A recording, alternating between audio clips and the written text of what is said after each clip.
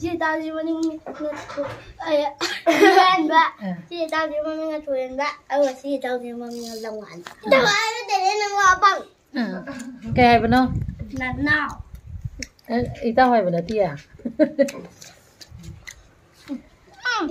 xong rồi